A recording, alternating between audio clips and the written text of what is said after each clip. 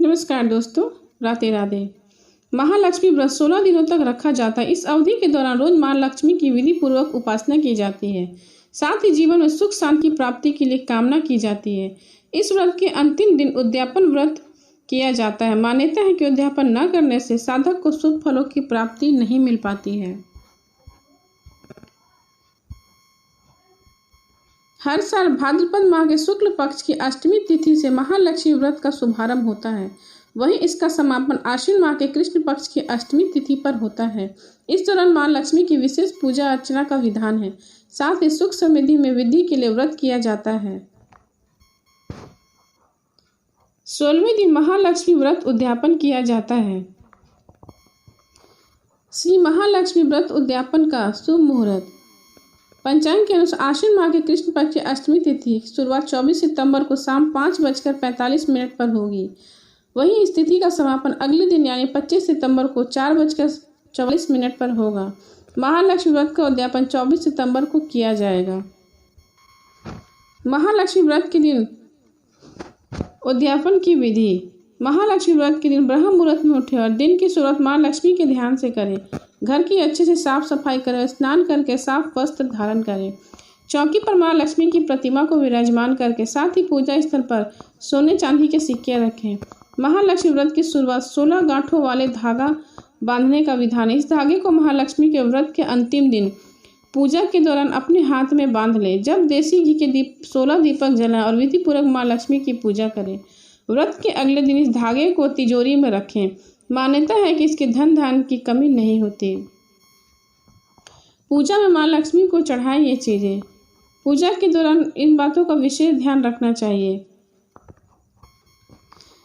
महालक्ष्मी व्रत उद्यापन के दिन मां लक्ष्मी को 16 गिनती वाली सारी चीजें अर्पित करनी चाहिए, जैसे 16 श्रृंगार, 16 लौंग।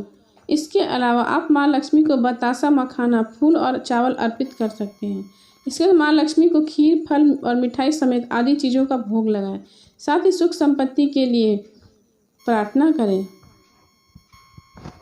महालक्ष्मी पूजा के बाद व्रत कथा का श्रवण अवश्य करें। एक गांव में एक गरीब ब्राह्मण रहा करता था। वह हर दिन विधि विधान से भगवान विष्णु की आराधना किया करता था। एक दिन उसकी भक्ति से प्रसन्न होकर भगवान विष्णु ने उसे दर्शन दिए और ब्राह्मण से एक वरदान मांगने के लिए कहा। तब ब्राह्मण ने अपने घर मां लक्ष्मी का निवास होने की इच्छा जाहिर की। तब भगवान विष्णु ने ब्राह्मण को लक्ष्मी प्राप्ति का मार्ग बताया। भगवान विष्णु ने कहा, मंदिर के सामने एक स्त्री आती है और वह वहां आकर उपले थापती है। तुम उसे अपने घर आने का निमंत्रण दे आना, वो महालक्ष्मी है। भगवान विष्णु ने ब्राह्मण से कहा, जब मां लक्ष्मी स्वयं तुम्हारे घर पधारेंगी तो घर में धन धान्य की कमी नहीं रहेगी। यह कहकर भगवान विष्णु अंतर ध्यान हो गए। अगले दिन सुबह ब्राह्मण मंदिर के पास बैठ गया। लक्ष्मी जी माँ उपले थापने लगी तो ब्राह्मण ने उनके घर आने का निवेदन किया। ब्राह्मण की बात सुनकर माता लक्ष्मी समझ गई कि यह विष्णु जी के कहने पर ही आया है। लक्ष्मी जी ने ब्राह्मण से कहा कि मैं तुम्हारे साथ चलूंगी, लेकिन तुम्हें पहले महालक्ष्मी व्रत करना होगा। 16 दिन तक व्रत करने और 16वें दिन चंद्रमा को अर्घ्य देने से तुम्हारी मनोकामना पूरी हो जाएगी। ब्राह्मण ने मां लक्ष्मी के कहे अनुसार व्रत किया और मां लक्ष्मी को उत्तर दिशा की ओर मुख करके पुकारा। इसके बाद मां लक्ष्मी ने अपना वचन पूरा किया। माना जाता है कि तभी से महालक्ष्मी व्रत की परंपरा शुरू हुई। अब सुनिए महालक्ष्मी व्रत की दूसरी कथा। एक बार महालक्ष्मी का त्यौहार आया। हस्तिनापुर में गंधारी के नगर के सभी स्त्रियों को पूजा के लिए निमंत्रण दिया, परंतु कुंती को नहीं बुलाया। गंधारी के 100 पुत्रों ने बहुत सी मिट्टी लाकर एक हाथी बनाया और उसे खूब सजाकर महल के बीचों बीच स्थापित कर दिया। सभी स्त्रियां पूजा के थाल लेकर गंधारी के महल में जाने लगी।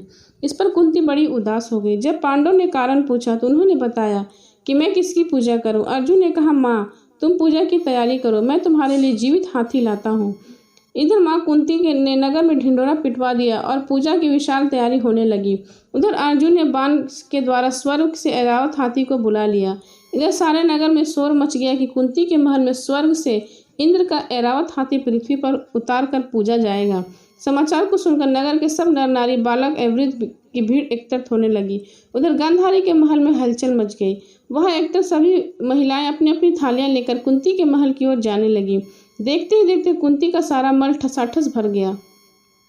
माता कुंती ने ऐरावत को खड़ा करने हेतु अनेक रंगों के चौका पुराकर नवीन रेशमी वस्त्र बिछा दिए। नगरवासी स्वागत की तैयारी में फूल माला, अबीर, गुलाल, केसर हाथों में लिए पंक्तिबद्ध खड़े थे। जब स्वर्ग से ऐरावत हाथी पृथ्वी पर उतरने लगा तो उसके आभूषणों की ध्वनि गुंजने लगी। ऐरावत के दर्शन होते ही जय जयकार के नारे लगने लगे। सायंकाल के समय इंद्र का भेजा हुआ ऐरावत हाथी माता कुंती के भवन में चौक पर उतर आया। तब सब नर नारियों ने पुष्पमाला, अबीर, गुलाल, केसर आदि सुगंधित पदार्थ चढ़ाकर उसका स्वागत किया। राज पुरोहित द्वारा ऐरावत पर महालक्ष्मी जी की मूर्ति स्थापित करने से वेद मंत्रोच्चारण द्वारा पूजन किया गया। नगर वासियों ने भी महालक्ष्मी पूजन किया। फिर अनेक प्रकार के पकवान लेकर ऐरावत को खिलाए और यमुना का जल पिलाया। राज पुरोहित द्वारा स्वस्तिक वाचन महिलाओं द्वारा महालक्ष्मी का पूजन कराया गया। 16 गांठों वाला डोरा श्री लक्ष्मी जी को चढ़ाकर अपने अपने हाथों में बांध लिया। ब्राह्मणों को भोजन कराया।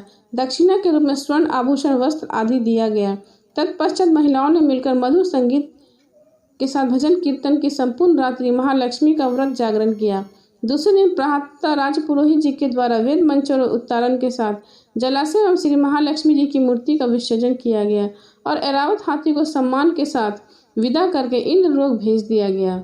इस तरह से माता कुंती का महालक्ष्मी व्रत पूरा हुआ और तभी से आश्विन माह के अष्टमी तिथि को महालक्ष्मी व्रत का उद्यापन होने लगा। प्रेम से बोले महालक्ष्मी की जय। कथा के बाद जरूर करें महालक्ष्मी व्रत की चालीसा। मातु लक्ष्मी करी कृपा, करो हृदय में वास, मनोकामना सिद्ध करो मेरी प्रभु की आस। सिंधु सुता विष्णु प्रिय, नत सिर बारंबार, रिद्धि सिद्धि मंगल प्रदे, नत सिर बारंबार। यही मोर अरदास, हाथ जोड़ विनती करूं, सब विधि करो सुवाय, जन जगनी जगदम्बिका। सिंधु सुता में सुमरन तो ही, ज्ञान बुद्धि विद्या दो मोही, तुम समान नहीं कोई उपकारी, जब विधि प्रभु आप हमारी। जय जय जगत जननी जगदम्बा, सबके तुम्ही स्वलंबा। तुम हो घट घट के वासी, विनती यही हमारी खासी। जग जननी जय सिंधु कुमारी, दीनन की तुम हो हितकारी। विनियो नित तुम्ही महारानी, कृपा करो जग जननी भवानी। के ही विधि स्तुति करूँ मैं तिहारी, सुधि लीजिए अपराध विसारी। कृपा दृष्टि चितवो मन मोरी, जगत जननी विंतु सुन मोरी। ज्ञान बुद्धि जय सुख की दाता, संकट हरो हमारी माता। क्षीर सिंधु जब विष्णु मथायो, 14 रथ सिंधु में पायो। रत्न 14 में तुम सुख राशि, सेवा क्रियो प्रभु बनिदासी। जब जब जन्म लिहा प्रभु लिन्हा, रूप बदल तब सेवा किन्हा। स्वयं विष्णु जब नंद तनुधारा, लियो अवपुरी अवतारा। तब तुम प्रकट जनकपुरी माही, सेवा कियो हृदय पुलकारी। अपनायो तो ही अर्थयारे, विश्व विदित त्रिभुवन की स्वामी।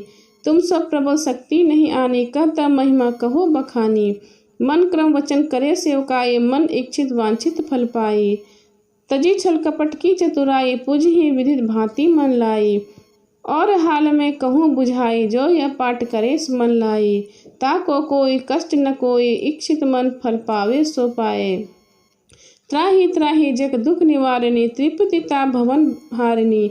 जो ये चालीसा पढ़े पढ़ावे, इससे ध्यान लगा सुने सुनावे। ताको कोई न रहे रोग सतावे, पुत्र आदि संधन संपत्ति पावे। पुत्रहीन और संपत्तिहीना, अंध बहिर कोढ़ी अति दीना। ब्रे बुलाए कर पाठ करावे, शंका दिन में कभी न लावे। पाठ करे दिन चालीसा, ता पर कृपा करे गौरीसा। सुख संपत्ति बहुत सी पावे, कभी नहीं काबू है आवे। 12 मास करे जो पूजा, ते ही समधन और नहीं दूजा। प्रतिदिन पाठ करे मन माही, उन सब कोई जगत नहीं। बहुविधि क्या करूं बड़ाई, ले परीक्षा ध्यान लगाई। करे विश्वास करे तो नेमा, होए सिद्धि उपजे उर प्रेमा। जय जय जय श्री लक्ष्मी महारानी, सब में व्यापित जो गुण खानी। तुम तेज प्रबल जगमाही, तुम सब कोई दयालु नहीं काही। मोही अनाथ है सुधि बल्ली, जो संकट काटी भक्ति मोहि दीजियो। भूल चूक करी क्षमा हमारी, दर्शन दीजिए दशा निहारी। बिन दर्शन व्याकुल अधिकारी, तुम ही अक्षत दुख सहित भारी। नाही मोहि ज्ञान बुद्धि तन में, सब जानत हो आप अपने मन में। रूप चतुर्भुज करके धारण, कष्ट मोर अब करहूँ निवारण। कहीं प्रकार में करूँ बड़ाई, ज्ञान बुद्धि मोहि नहीं अधिकाई। रामदास अब काहि पुकारी, करो तुम विबुधि हमारी। त्राहि त्राहि दुख हारनी, हरो बेगी सब त्रास। जय ती जय लक्ष्मी, करो शत्रुघ्न का नाश। रामदास धरि ध्यान नित विनय करत जोर, मातो लक्ष्मी दास पर करहु दया की ओर। प्रेम से बोलिए माता लक्ष्मी की जय।